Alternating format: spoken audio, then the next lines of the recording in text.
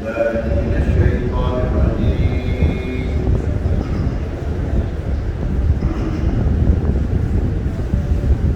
بسم الله الرحمن الرحيم. سبحان ربك رب العزة عما يصفون،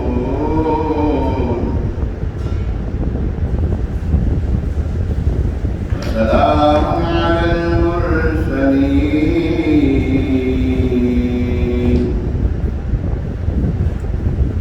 والحمد لله رب العالمين.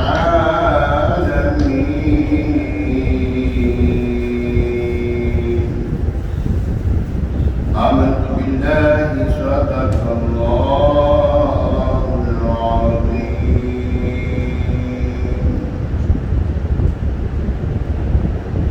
درود پاک پڑھیے صلی اللہ علیہ یا رسول اللہ،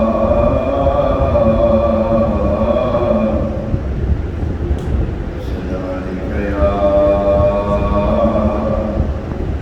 حبیب اللہ. تیرے ٹکڑوں پہ پلے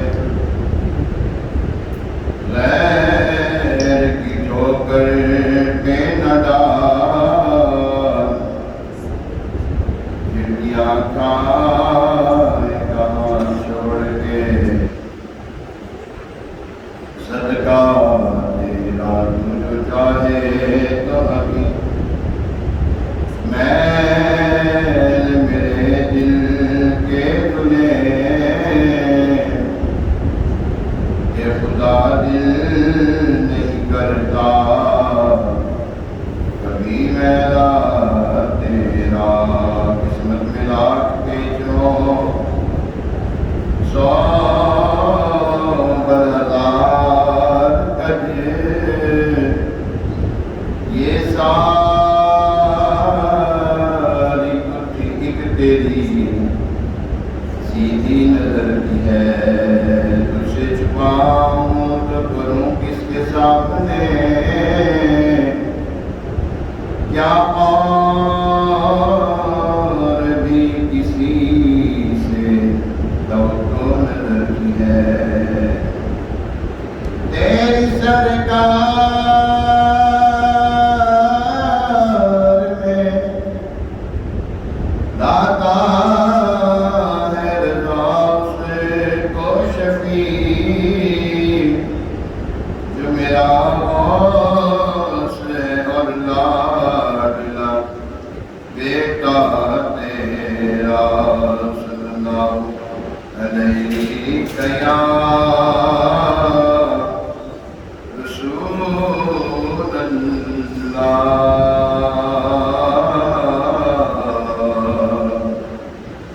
صلی اللہ علیہ یا حبیب اللہ. آج عشق میرے نعت سنائے تو عجب کیا، آج عشق میرے نعت سنائے تو عجب کیا. سن کر وہ مجھے پاس بلائے تو عجب کیا. سن کر وہ مجھے پاس بلائے تو عجب کیا. آج عشق میرے نعت سنائے تو عجب کیا. ان پر تو گناہگار کا سب حال کھلا ہے،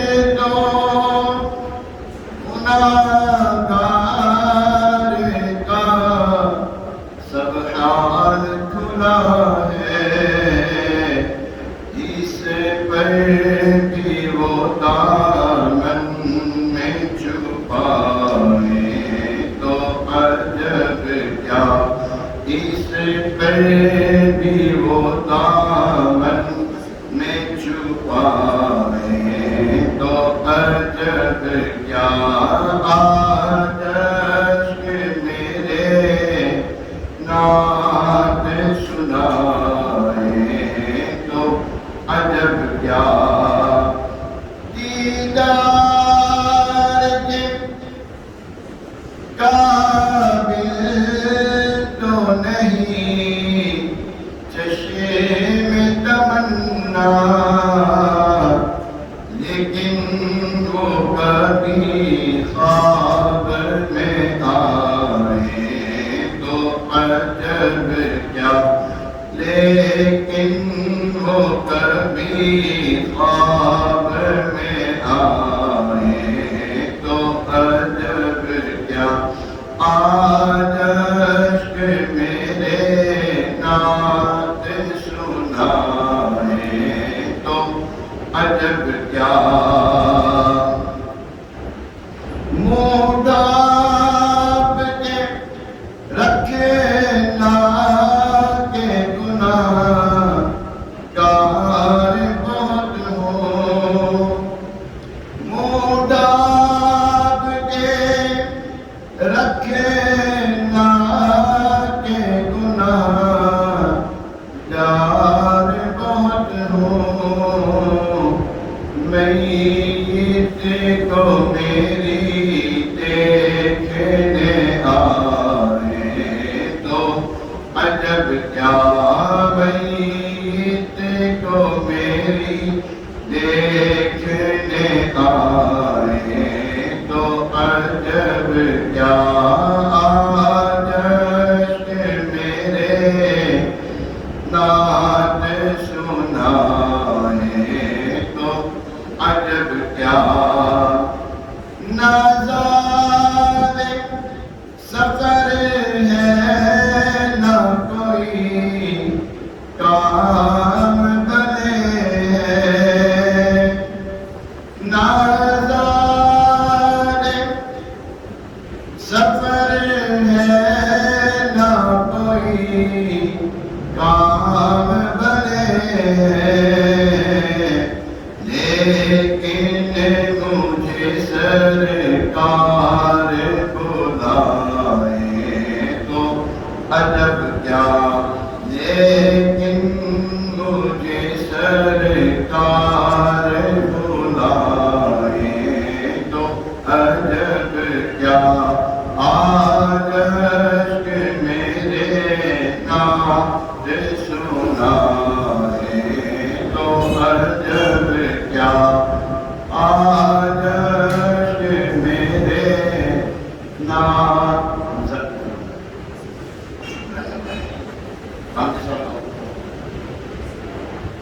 آج اشک میرے نعت سنائے تو عجب کیا،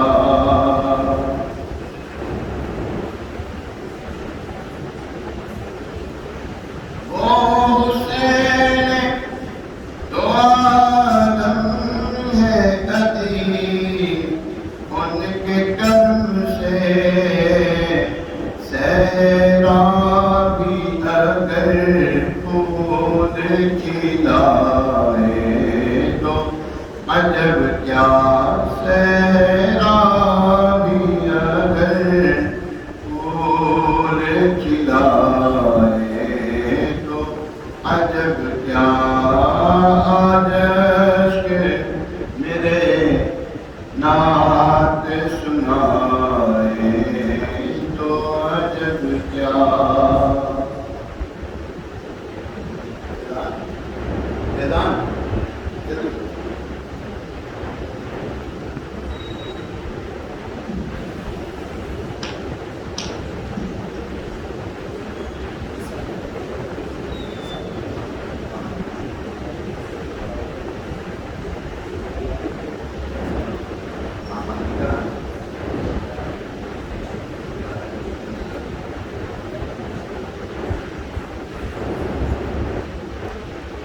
صلوا على الحبيب صلى الله تعالى على محمد وعلى آله وصحبه وسلم.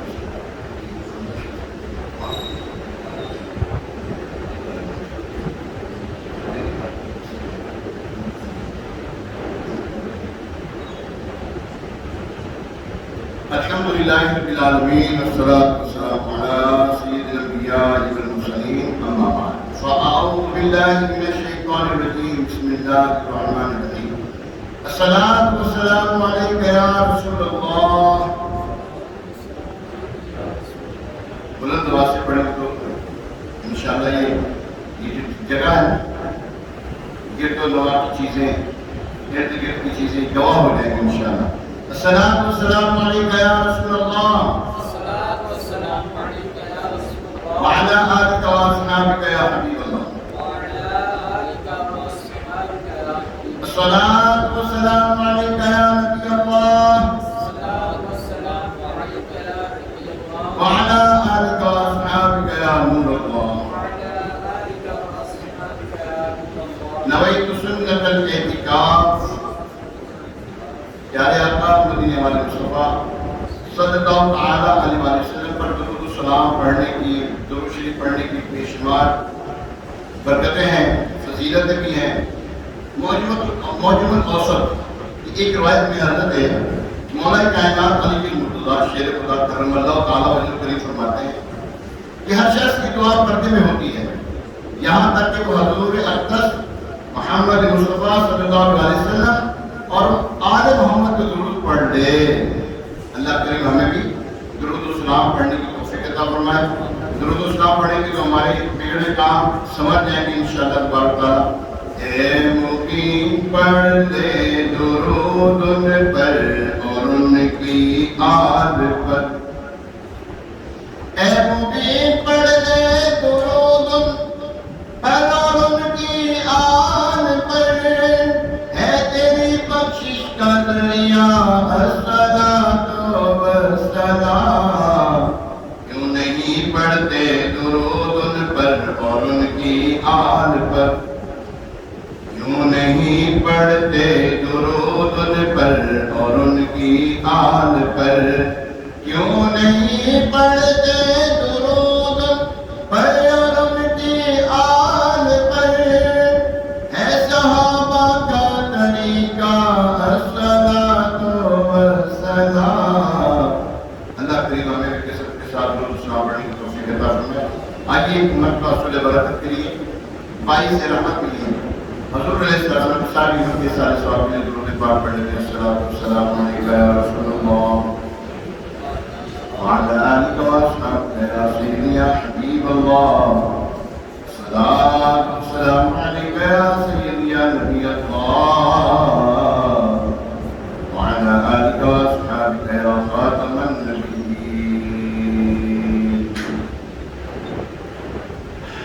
پیارے محترم اسلام، ایک ولی میں اللہ کے نیک بندے ہیں جن کے بارے میں اللہ فرماتے ہیں اللہ ان اولیاء اللہ لا خوف علیہم ولا هم یحزنون. یہ جو ولی ہے ولی اللہ کا دوست، اس کے بارے میں اس کے اندر کیا کیا خصوصیات ہونی چاہیے اور کیا کیا خصوصیات ہوتی ہیں. حضور سیدی شیخ عبد القادر جیلانی غوث اعظم سمدانی الحسنی والحسینی رضی اللہ تعالیٰ عنہ نے اپنی کتاب مصنفات میں کلائب الجواہر میں 12 خصوصیات 12 صفات اور یہ کرام میں ہونی چاہیے وہ آپ نے تحریر فرمائی. وہ تحریر فرمائیے. سب سے پہلے فرمایا کہ اللہ کے ولی کے اندر یہ دو صفات کا ہونا ضروری ہے. وہ کون سی ہیں آئیے سنتے ہیں. نمبر 1 وہ ہے اللہ تبارک تعالیٰ کی جو صفات ہیں ستاری اور غفاری. ستاری اور غفاری اپنی مریدوں کی عیب کو چھپائے. ان کی غلطی کو معاف کرے. اللہ کا نیک بندہ جو ہوتا ہے نا وہ اپنے مسلمان بھائیوں کے عیب کو چھپاتا ہے اور کوئی بات ہو جائے تو درگزر کرتا ہے, غلطی ہو جائے معاف کر دیتا ہے. یہ صفات ہونا ضروری ہے. دوسری فرمائے تیسری اور چوتھی دو صفات رسول خدا صلی اللہ علیہ وسلم والی ہونی چاہیے. کون کون سی؟ ایک تو شفیق اور رفیق ہو. شفیق اور رفیق ہو. شفیق کا مطلب شفقت کرنے والا اور رفیق کا مطلب رفق یعنی نرمی کرنے والا. ستار و غفار میں ملتی جلتی ہیں اور شفیق اور رفیق بھی ملتی جلتی ہیں. ڈاکٹر محمد اقبال نے بڑا پیارا شعر کہا ہے, نگاہ بلند سخن دل نواز جاں پرسوز. نگاہ بلند سخن دل نواز جاں پرسوز, یہی ہے رد سفر میرے کارواں کی. ایک بندے کے اندر کیا چیزیں ہونی چاہیے؟ سخن دل نواز ہونا چاہیے, زبان میں مٹھاس ہونی چاہیے, شفیق اور مہربان ہونا چاہیے. اللہ پاک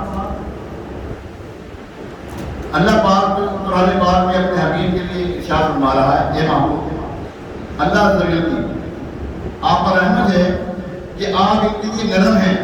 اگر آپ سخت طبیعت والے ہوتے یہ لوگ آپ کے ارد گرد سے اٹھ کر چلے جاتے.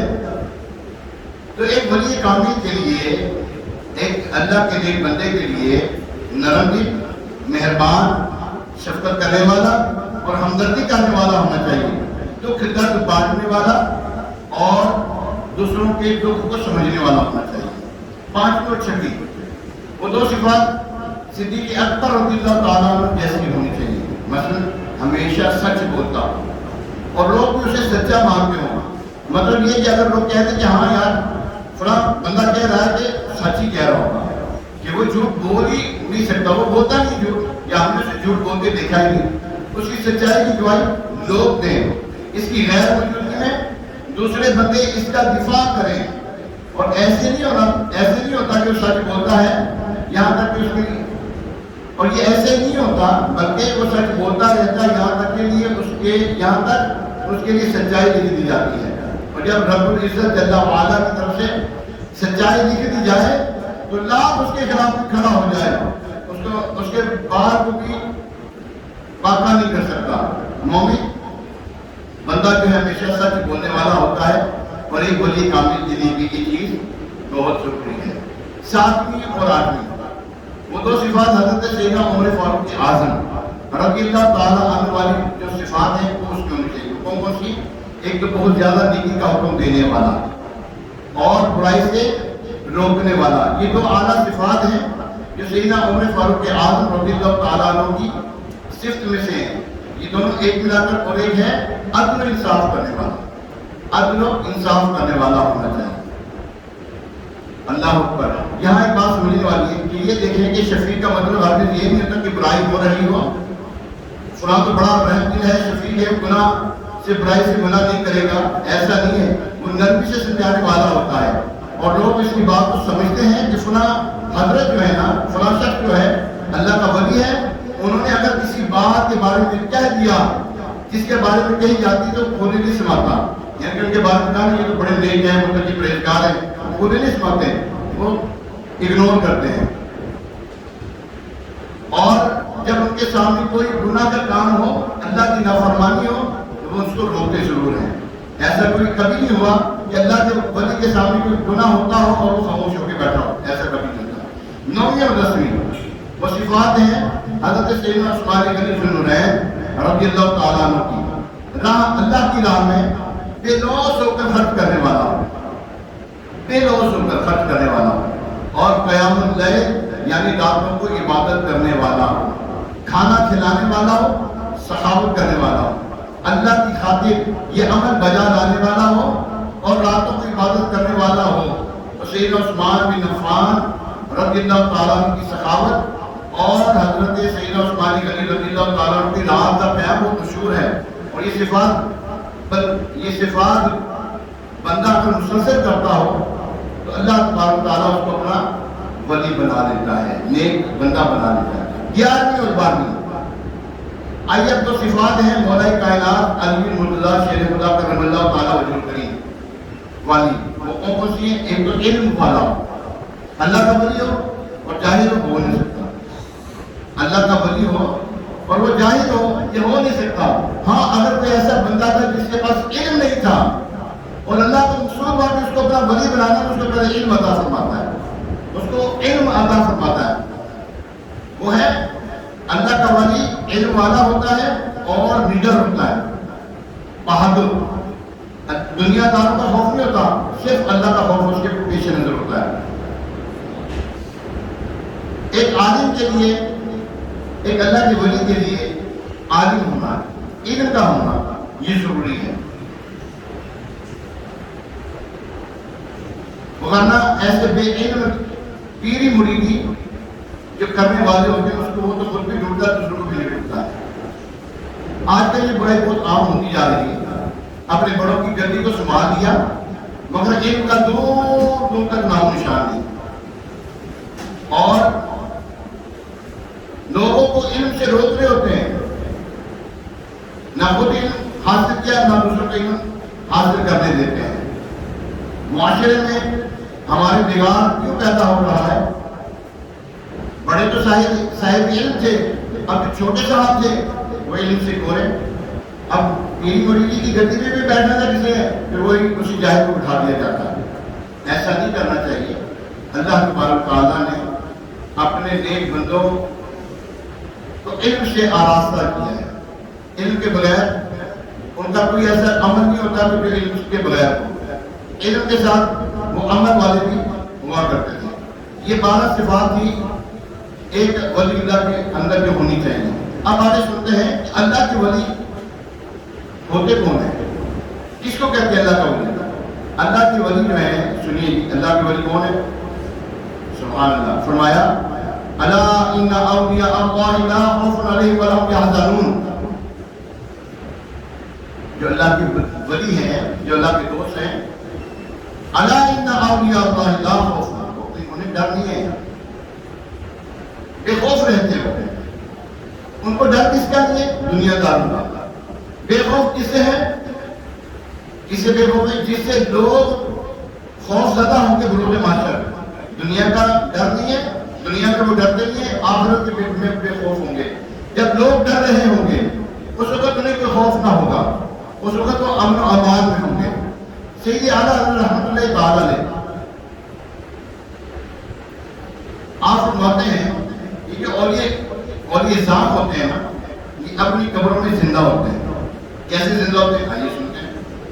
سیدی اعلیٰ حضرت مجدد اعظم امام اہل سنت اشاع امام احمد رضا خان علیہ رحمۃ اللہ آپ فرماتے ہیں کہ اہل سنت کے نزدیک انبیاء اور شہداء علیہم التحیۃ والسلام اپنے ابدان شریفہ سے زندہ ہیں، بلکہ انبیاء کرام علیہ السلام کے ابدان لطیفہ زمین پر حرام کیے گئے ہیں کہ وہ ان کو کھائے. اسی طرح شہداء اور اولیاء رحمت اللہ تعالیٰ علیہ مجمعین کے ابدان کفن بھی اپنی اپنی قبر میں صحیح و سلامت رہتے ہیں.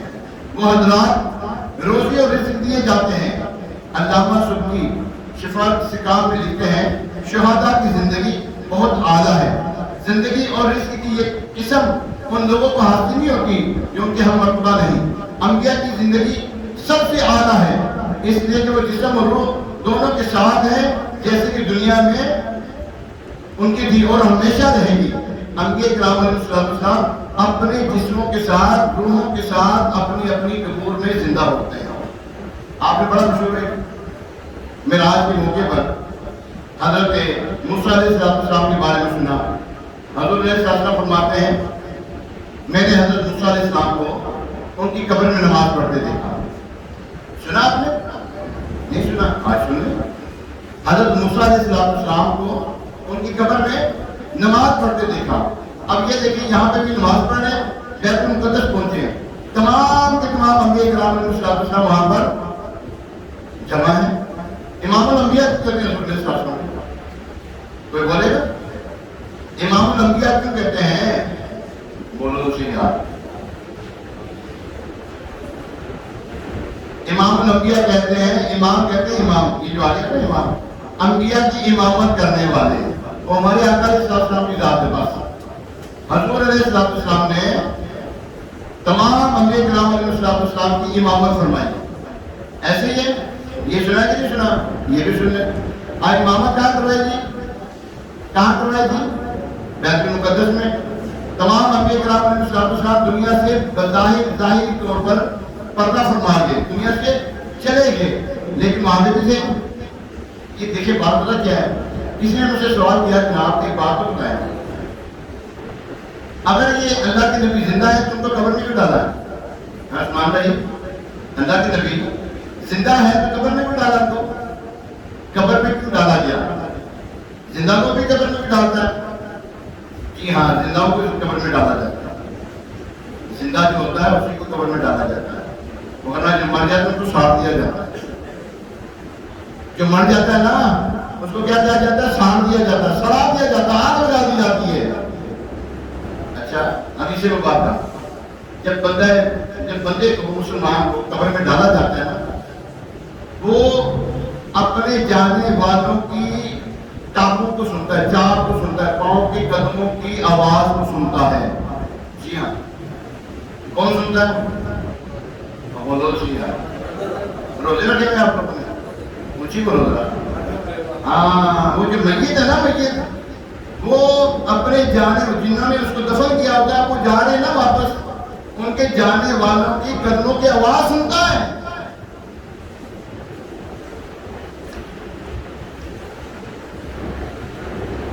اچھا مجھے ایک بات ہے، جب وہ مر گیا تو سنے گا کیا؟ یہ عام بندے کی بات ہو رہی ہے. ایک عام مسلمان کو دفن کیا، اس کے ساتھ یہ معاملہ ہے، وہ سنتا ہے. آپ سلام کرتے ہیں، السلام علیکم، السلام علیکم یا اہل القبور یغفر اللہ لنا ولکم وانتم سلفنا ونحن بالاخر. یہ دعا ہے قبرستان میں جاتے ہو کبھی یاد کرنے، پڑھ لیا کریں. جب بھی قبرستان ہے تو پڑھ لیا کریں، بڑا جو سوال ملے گا. السلام علیکم یہ سیدھا ہے متکلم کلام کرنے کا، مخاطب کا ہے نا، کلام کرنے والا. ہم کلام کر رہے ہیں، سلام کر رہے ہیں، السلام علیکم. زندہ ہونا سلام کا جواب دیتے.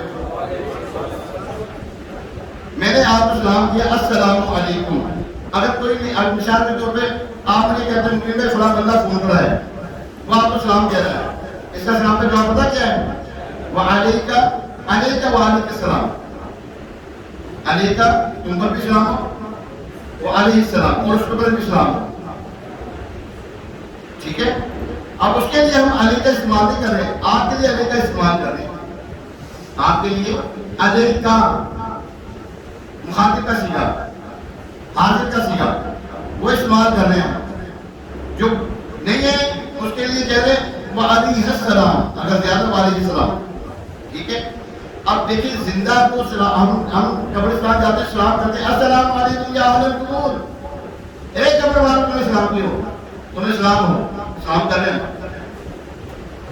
مردہ کی زندہ مردہ سلام کا جواب دیں گے، وہ زندہ ہو گئے. اچھا شہید زندہ کی مردہ؟ شہید زندہ ہے یا مردہ؟ قرآن کیا فرما رہا ہے؟ وَلَا تَقُولُوا لِمَن يُقْتَلُ فِي سَبِيلِ اللَّهِ أَمْوَاتٌ.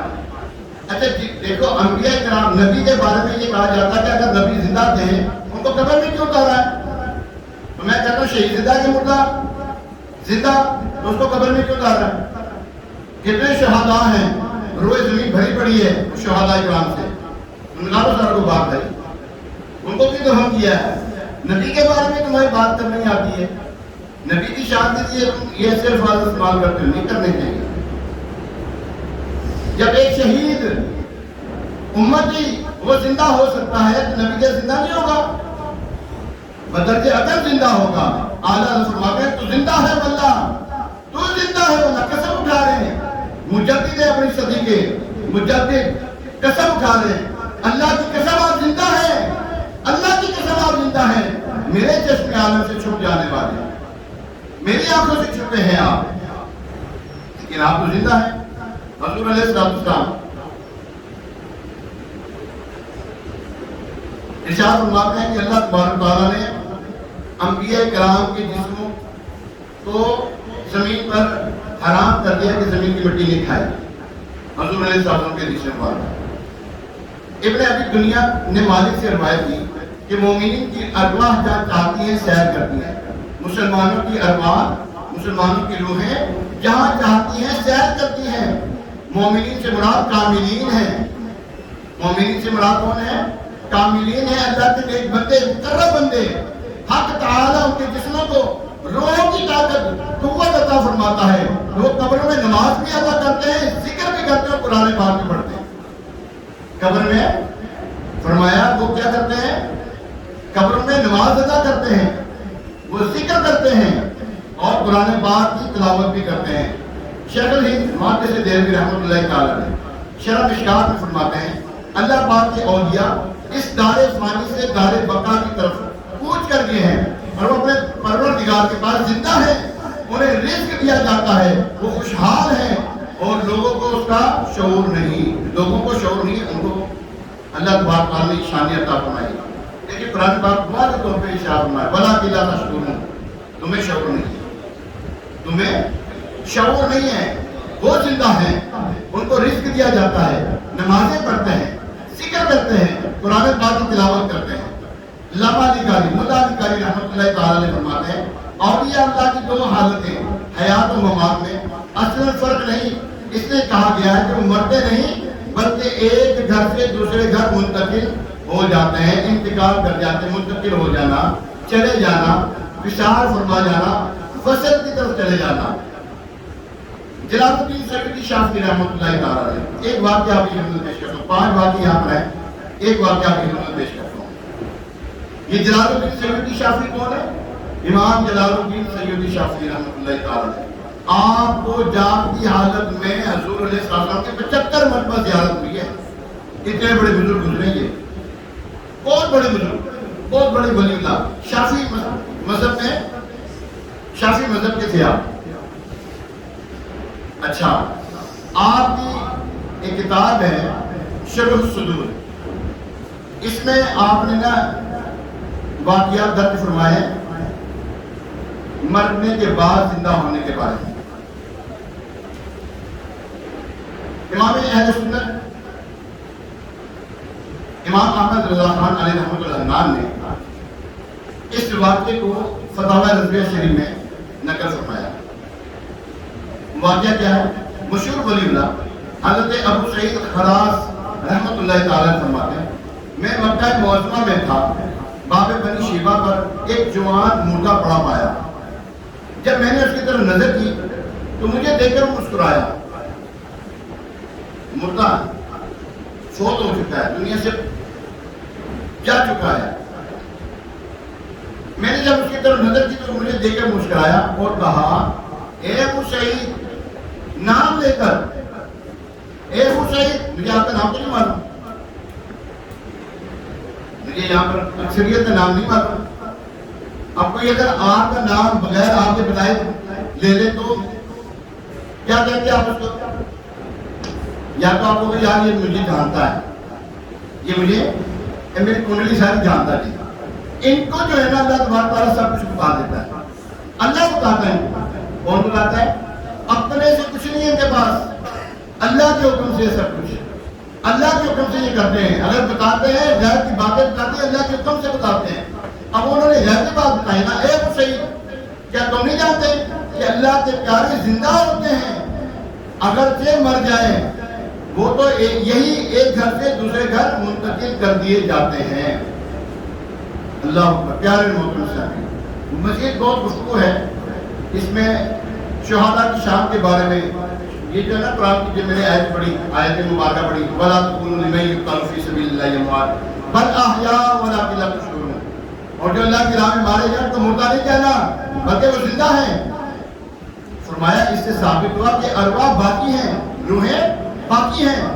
جسم فنا ہونے کے ساتھ فنا نہیں ہوتی. مثال کے طور پہ کسی مسلمان کا جسم، ابھی مجھے کسی نے بتایا ایک مسئلہ آپ کو بتاتا ہے، مجھے کسی نے بتایا کہ جناب 60 سال پہلے کسی کی قبر تھی. 60 سال پہلے ہم نے اپنی دادی جان کو وہاں پر ہم نے گورنمنٹ کو کہا ہمیں قبر کا بندوبست کر کے دیں. تو ایک رشتے دار تھے ہمارے وہ بھی, انہوں نے قبر بنانے کے لیے وہ ساتھ چلے گئے. جب قبر کھودی نا, انہوں نے کہا یہ تو قبر ہے. کہنے لگا یہ تو بہت پرانی قبر ہے, ہمارے شاہد بڑے میں بھی پہلے یہ قبر ہے, 60 سال پہلے یہ قبر ہے. اس میں جب قبر کھودی تو اس کے اندر ہڈیاں. ظاہری بات تو دنیا سے جسم تو فنا ہو گیا نا اس شخص کا. اگر مسلمان تھا تو اس کی مقصد فرمایا. اچھا دیکھیے, جسم فنا ہو گیا, روح تو موت نہیں ہے. روح تو بولے صحیح, روح تو موت نہیں ہے, جسم فنا ہو جاتا ہے. ایک اور بات یاد رکھیں, قبر میں کسی دوسرے کی میت کو ڈالنا حرام. یہ جو مشہور ہے نا لوگوں میں, ایک قبر سے 70 مردے نکلیں گے, 70,000 مردے نکلیں گے, یہ بے بنیاد بات ہے, غلط بات ہے. ایک قبر میں جب موجود ہو قبر, دوسری قبر اس کے اندر بنانا حرام, قتل حرام ہے. اور ایک مسلمان کی جو قبر ہے اس کے اوپر ظلم ہے. اور یاد رکھیے, مردہ کو ایسی تکلیف ہوتی ہے بلکہ اس سے بھی زیادہ کہ زندہ کو تکلیف ہو. قبر پہ نہ بیٹھو, حضور علیہ السلام کے حدیث مبارکہ مضمون موجود ہے, کسی مسلمان کی قبر پہ نہ بیٹھو کہ اس کو ایسی تکلیف ہوتی ہے جیسے تم زندہ کو ہوتی ہے. ٹھیک ہے, قبرستان میں جائیں, نہ پیر رکھیے نہ بیٹھے اس کے اوپر. آپ نے جگہ قبرستان بھر گیا ہے, اب چلنے کی جگہ کوئی نہیں ہے, نہ جائیں اندر, باہر کھڑے ہو کر فاتحہ کر دیں. اب تو المیہ یہ ہے, ایسی بدبختی ہے, ایسی جو ہے کے اوپر جو ہے وہ بغیر کی چادر انہوں نے اوڑھ لی ہے. جنت البقیع میں ٹریک بنا دیے, ٹریک بنا دیے ہیں, اور وہاں پہ چلنے کی جگہ بنا دی ہے. وہ خدا کا خوف کرو, اللہ کے بندو. وہاں پہ اللہ تبارک تعالیٰ کے محبوب علیہ السلام کے صحابہ وہاں پہ دفن ہیں, وہاں پہ ان کے مزارات ہیں, ان کے اوپر چلتے ہو. کتنے اولیاء کرام وہاں پہ مدفون ہیں. خبردار کوئی جنت البقیع شریف میں جیتے جیتے نہ جائے, مر جائے تو پھر اللہ اس کو دفن کر دے وہاں پر, کبھی زندہ ہوتے ہوئے وہاں پر نہ جائیں. کیسی ایمان, کیسے ہم ان کا وہ اجازت دیتے ہیں کہ ہم وہ جنت البقیع میں قدم لے کے جائیں. بہت بڑی بے باکی ہے, اور یہ اس حکومت کی نااہلی ہے. بدبخت لوگ ہیں جو ایسا کام کر رہے ہیں. تمہاری ماں کی قبر اس پہ تم پاؤں نہ رکھو. صحابہ کرام کی مزارات میں پاؤں رکھتے ہو, اولیاء کرام کی مزارات میں پاؤں رکھتے ہو. اگرچہ انہوں نے بلڈوزر بھیج دیا, ایک تو بدبختی انہوں نے یہ کی, بلڈوزر بھیج دیا اس کے اوپر. لعنت کے مستحق ہیں ایسے لوگ. تو پیارے محترم صاحب, اللہ کے ولی زندہ ہوتے ہیں, اللہ کے ولی بولے زندہ ہوتے ہیں. یہ ایک گھر سے دوسرے گھر منتقل ہوتے ہیں, قبر میں ہی نماز پڑھتے ہیں, ذکر کرتے ہیں, قرآن پاک بھی پڑھتے ہیں, اور اللہ تبارک تعالیٰ ان کو رزق بھی دیتا ہے, وہاں پر رزق بھی دیتا ہے. اللہ تبارک تعالیٰ ہمیں اور ایک کرام کی ان باتوں کو سمجھنے کی توفیق عطا فرمائے. سمجھنا یہ کہ قرآن نے کہہ دیا بات, اپنی عقل میں کیوں نہ نہیں, کیونکہ اللہ فرماتا ہے ولا کلا تشعرون, تمہیں شعور نہیں ہے اور نہ ہی آ سکے گا کبھی شعور. ہاں شعور اس کو ہے, یہ سمجھ لے کہ اللہ تبارک تعالیٰ نے اپنے نئے بندوں کو زندگی عطا فرمائی ہے, اور زندگی ہماری جیسی نہیں ہے, اس سے اعلیٰ زندگی ہے. ہماری جیسی زندگی نہیں بلکہ اس سے اعلیٰ ہے. جہاں چاہتے ہیں چلے جاتے ہیں, جہاں چاہتے ہیں چلے جاتے ہیں اللہ کے حکم سے. اللہ تبارک تعالیٰ ہمیں ان باتوں پر عمل پیرا ہونے کی توفیق عطا فرمائے. ابھی اذان ہوگی, اذان کے بعد سنت ادا کی جائے گی. الحمدللہ ہر جمعرات ہر ہفتے کو مدنی مذاکرہ ہوتا ہے.